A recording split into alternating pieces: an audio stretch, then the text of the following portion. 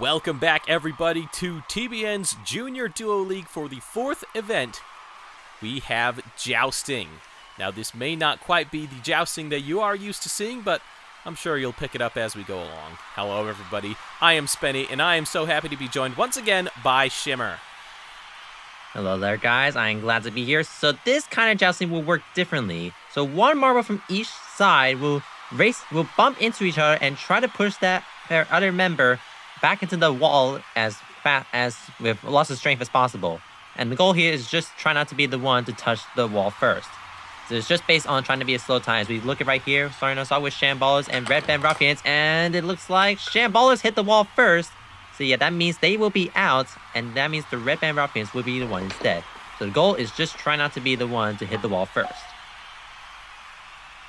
So it's a lot about the strength that these marbles push against their opponents. And, you know, some of the rounds will happen rather quickly as we have the ukuleles and the flash flavors, Sunny and Banana. And that is a very close round, both yellow teams, but I think the ukuleles hit first. Banana should be advancing. Yes, it is, by about 1/10 of a second.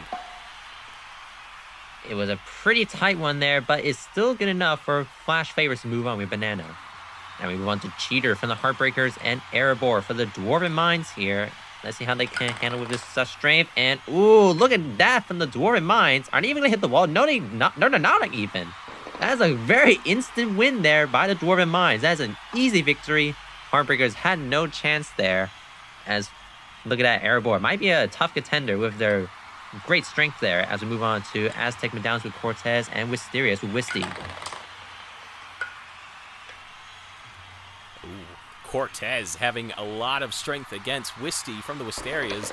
What is that, 1.1 to 2 seconds? That is one of our biggest margins that we have seen. Or, in fact, it is the biggest margin without having a win classified, as we saw with the Dwarven Mines. As we move on to the Heat 5. Seagull and Pond. Oh, and look at Seagull! Doesn't even move back at all. In fact, falls into the middle. Pond had no answer whatsoever. Seagull might be a bit of a surprise contender in this event. Yeah, that was a very impressive there by Seagull from the Surfing Birds. And now we move on to right here. We have Vortex and Ochre for Fire Tridents and Crusading Crayons. Who's going to hit the wall? And it looks like, oh, it's close, but it will be the Fire Tridents who hit the wall first. And that makes the Crusading Crayons to be the one advancing here. 1.814. And looks like that's a great time there by Crusading Crayons. 2.150. That's a pretty good time right there. And now as we move on to Royal Lions and the Scion Sabers, consisting of Simba and Blade. And this Royal Lions have done it this time, going into the middle, and they will be easily advancing. A lot of strength in that marble. I mean, their name is Simba, you know, King of Pride Rock, so I guess you gotta assume they've got to be a bit strengthy, or I don't know if that's a real word. Anyway, Ferret from the Honey Badgers, one of our title contenders, is going to go up against Laffy Taffy, and I think Laffy Taffy's going to hit first. That was actually a very strong push from both of them. Look at those times. In fact, it's almost a bit of a robbery that Chewy is going out with a 2.5 second time, but Ferret knew what they were doing, and that is the end of the heats. 9th through 16th. The Scion Sabers with that 3-second time. They're going to get 9th all the way down to the Wisterias. Almost not even a second. Ugh. Yeah, that was a very tough break there for Wisterias. 1.171. That is not a very good time there. But anyways, now we move on to our quarterfinals. We have Banana and Rascal for Flash Flavors and Red Band Ruffians. And with some contact, it will be the Flash Flavors with Banana taking that win there easily over the Red Band Ruffians. That was a pretty nice strength there. 2.15. I think I've seen that time before, but anyways. But that's still pretty good there by Banana. As now we're going to be moving on to a second heat now. We have Dwarven Mines and the Aztec Medallions. Erebor had that full win in the heats, and it's definitely going to be a win here. They're not quite going to claim a win, as it were, as it was classified, but a 2.8 second time to 1.2. Yeah, I don't think Cortez had any real chance there against Erebor, but a great time as we move on. Seagull and Ochre, Surfing Birds and Crusading Crayons. Can Seagull do it again and not even be pushed back into their wall? They do get pushed back, but they will still beat the Crusading Crayons in the third quarterfinal. Yep, not bad there by Seagull there. Not able to replicate what they did before, but it's still pretty good nonetheless. Over 2 seconds there, 2.175. Now we have our last quarterfinal heat. Honey Badgers with Ferret and Royal Lions with Simba. Two crazy contenders, but sadly the Royal Lions are not going to be able to do it here. It will be the Honey Badgers taking the last advancement spot to the semifinals. One of our top contenders will be making it there. 1.506 over the Royal Lions. 1.135. Got pushed so fast to the back. That might put them somewhere below the bottom of the order.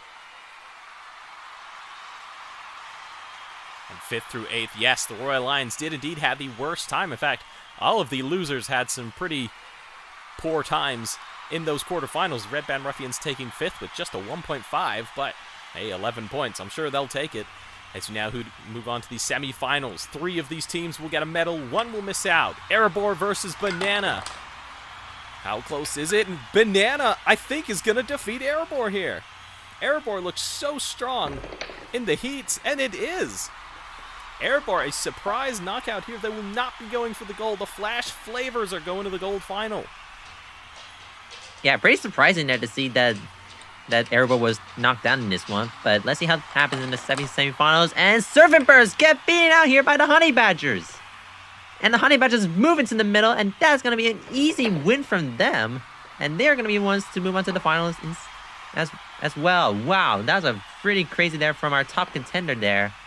And now we're going to move on to our bronze here. Dwarven Mines and Surfing Birds. Let's see who will take it here. And the Surfing Birds got knocked back so hard. And that means the Dwarven Mines here are going to be ones to get themselves their second bronze. Nicely done by them. Surfing Birds had no chance for Dwarven Mines' strength. Dwarven Mines claiming that bronze. I'm sure they wanted the gold, but the gold is going to be between Ferret and Banana. If the Honey Badgers win this, it'll be their second gold in 4 events, and it's going to be close, but they've done it! Ferret will claim the gold medal in Jousting. Banana comes ever so close, look at that, about 2/10 between them. But Ferret claims the Honey Badgers' second gold and 3rd medal in 4 events. The Honey Badgers stamping their authority on the Junior Duo League. Flash Flavors and Dwarven Mines holding up the podium. Yeah, well done there to the Honey Badgers. They are now going to become one of the tough contenders to be able to be taken over the rest of the teams in the Junior Duo League. Nicely done there for Honey Badgers. That is really going to extend the lead, but well done. Flash Flavors and Dwarven Mines will still be happy on taking the podiums as well in Jousting. Congrats to them. Let's see what this does to the overall. Of course, the Honey Badgers jump up into the lead. They have a 20-point lead over the Fire Tridents, who remain in the top 3 despite going out in the heats. Aztec Battalions hold 3rd, the Royal Lions and Dwarven Mines rounding out the top 5. Next up, we have the Tag Team Funnels. We will see you then.